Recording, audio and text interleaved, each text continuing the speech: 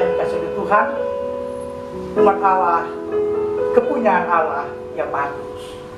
Hari ini dengan penuh rasa syukur yang mendalam, kita berjumpa lagi dalam program Renungan Penyejuk Jiwa Gereja Toraja Jemaat Batam, hari Kamis 9 April 2020. Hari ini kita memulai Pekan Paskah dalam kalender gerejawi kita, dan kita memulai dengan apa yang disebut dengan perayaan peringatan Hari Kamis Putih.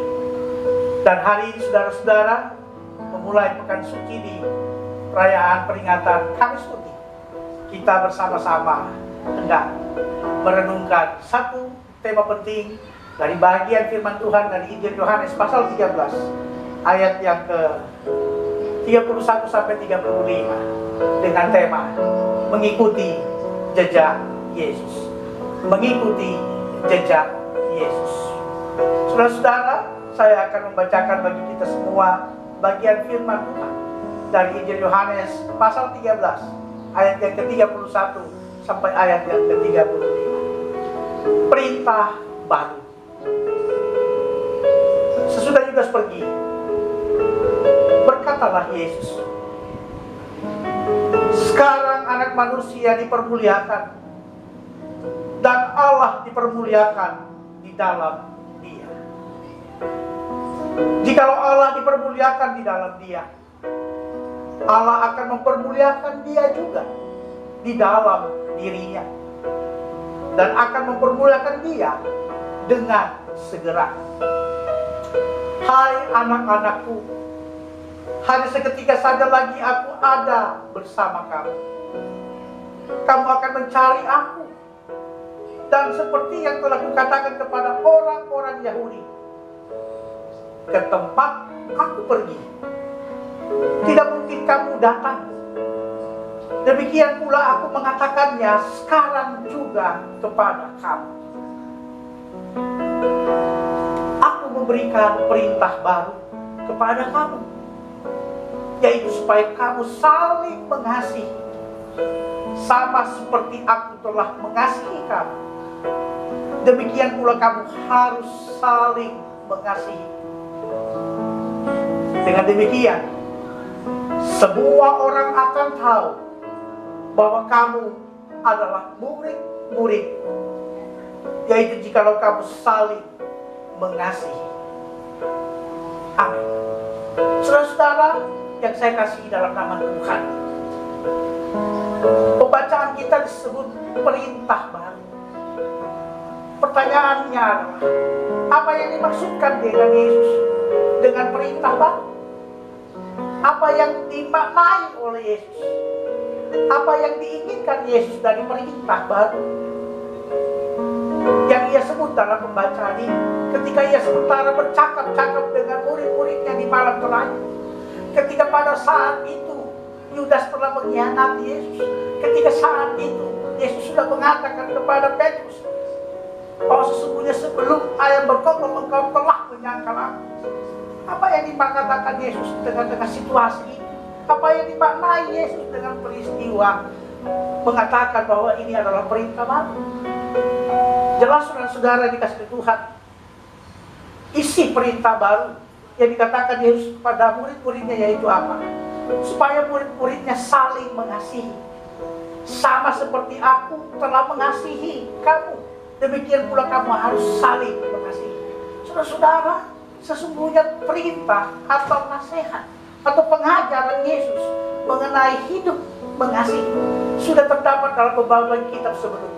Bahkan dalam kitab Perjanjian Lama, dalam Ulangan pasal 6 ayat yang kelima, di sana pun Tuhan sudah memberi pengajaran yang luar biasa tentang hal mengasihi. Demikian pun dalam Injil Matius pasal 22 ayat 37 sampai 38. Tuhan Yesus pun sudah menegaskan, meringkaskan hukum Taurat dengan mengatakan bahwa kasihi Tuhan Allahmu dan kasihi sesamamu seperti dirimu sendiri. Itu rangkuman Tuhan Yesus. Tapi saudara-saudara, kenapa dalam konteks pembacaan hari ini Yesus harus mengatakan seolah ini perintah baru? Apa yang baru di situ? Saudara-saudara yang dikasihi Tuhan, yang baru Kita lihat dalam pembacaan kita lihat dengan sama kita menghayati bahwa yaitu supaya kamu saling mengasihi sama seperti aku telah mengasihi kamu. Nah, saudara, kalau dalam Injil Matius pasal 22 ayat 37 sampai ayat 38, dasar kita mengasihi dalam pengajaran Yesus di situ adalah seperti kita mengasihi diri sendiri. Tetapi saudara-saudara, beda.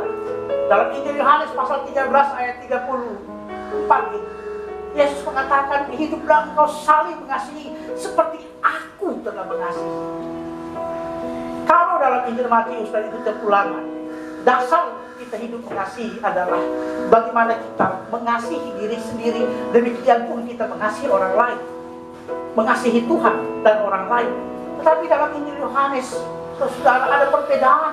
Maka inilah yang disebut dengan baru, bahwa Yesus mau kita mengasihi bukan karena kita mau, bukan berdasar pada diri kita sendiri. Tolak ukurnya atau ukurannya bukan pada diri kita sendiri, bukan sama seperti kita mengasihi diri sendiri, tapi kita mau, kita disuruh mengasihi seperti Yesus telah mengasihi kita. Jadi ada sebuah perubahan, sebuah pengembangan, sebuah standar mengasihi yang Tuhan naikkan. Dari kitab Ulangan dan Injil Matius pasal 22, ada sebuah perbedaan cara mengasihi. Ada level yang agak naik di sana. Sekali lagi, Injil Matius kita belajar mengasihi seperti kita mengasihi diri kita sendiri. Tetapi Injil Yohanes mau menekankan, dalam tuturan Injil Yohanes, Yesus mau mengajarkan kita mengasihi seperti Yesus telah mengasihi kita. Jadi saudara-saudara,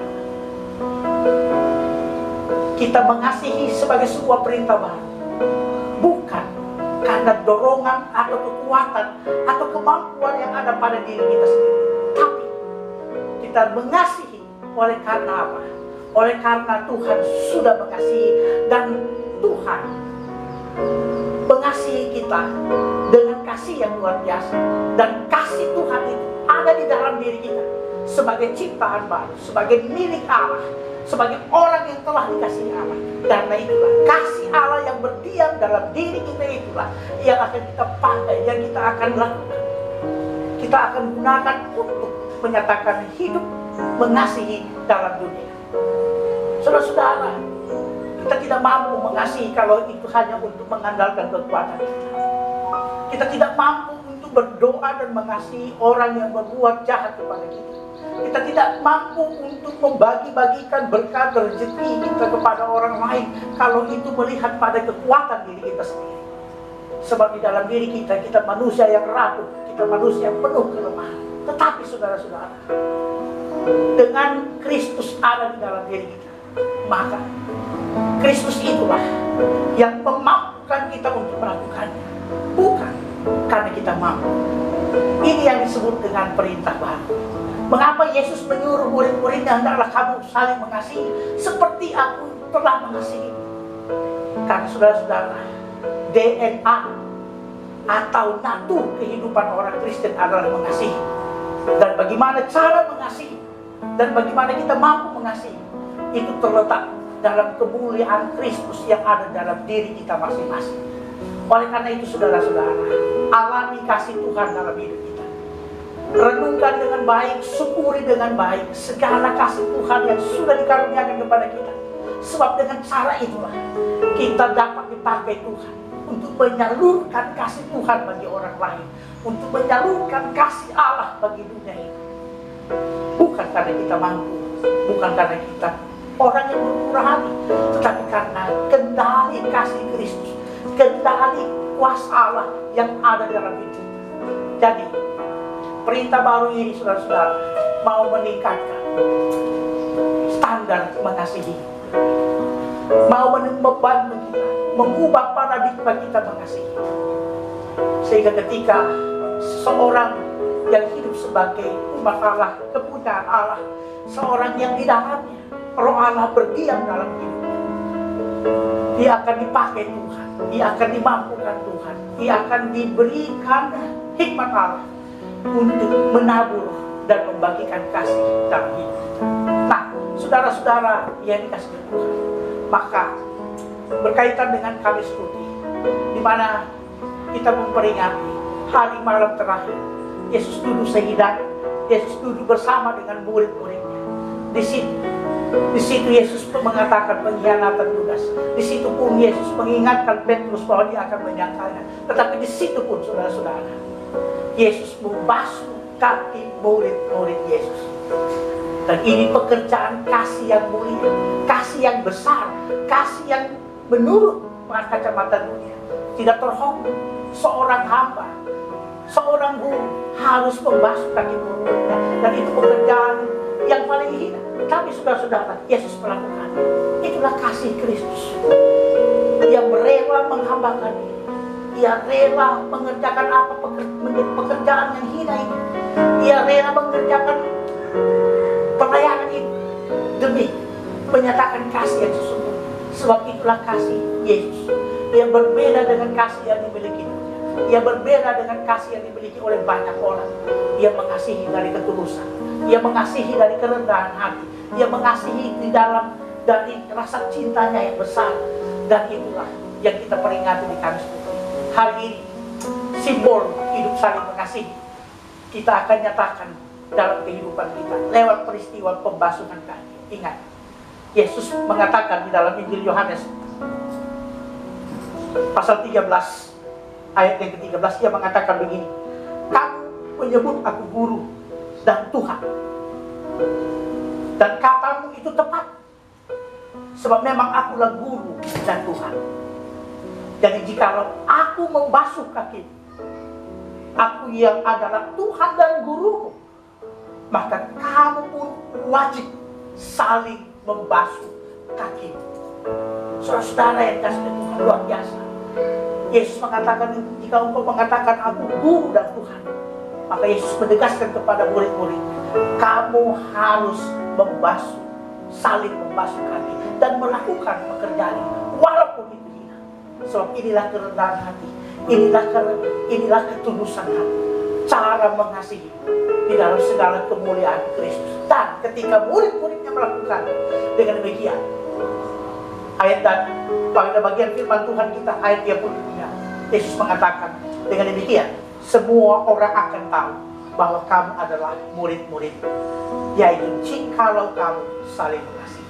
Saudara-saudara, tentu membasuh kaki bukan satu-satunya cara untuk menunjukkan hidup yang saling mengasihi. Tetapi dalam momentum ini, pertama saya mengajak seluruh jemaat, mari kita gunakan momentum Kamis Putih ini dalam kebersamaan dalam rumah tangga kita masing-masing. Mari tunjukkan kerendahan hati, tunjukkan kasih cinta, kasih putih itu yang dari Kristus yang ada pada diri kamu semua. Layanilah, basuhlah seorang kepada yang lain. Suami, kepala rumah tangga, mulailah basuhlah kaki istri dan anak-anak. Istri, basuhlah suami, anak-anak. Orang tua, basuhlah kaki anak-anak. Dan hai anak-anak, basuhlah kaki orang tua. Untuk membuktikan dan menanamkan rasa cinta yang tulus dan kerendahan hati sebagai orang yang di dalam Kristus ada, bertahta dan bersemayam. Bukan hanya membasuh kaki. Mari dalam peringatan Kamis Putih juga bertepatan dengan bulan Diakonia dalam kalender pelayanan kita bersama Gereja Toraja dan bulan Aksi Pagi. Saya mengajak seluruh jemaat, lihatlah sekeliling. Di tengah-tengah persoalan COVID-19, tentu ada begitu banyak orang terdampak. Ada banyak orang yang mengalami kesulitan ekonomi. Ada begitu banyak orang yang mengalami kesulitan oleh karena peristiwa dan wabah COVID-19 ini. Tengoklah sekeliling, lihatlah tubuh Kristus, lihatlah sesama, sisihkanlah berkat, bagikanlah itu pada mereka. Itulah kasih yang kita hendak bagikan pula kepada orang lain. Jadilah berkat di tengah-tengah situasi krisis ini.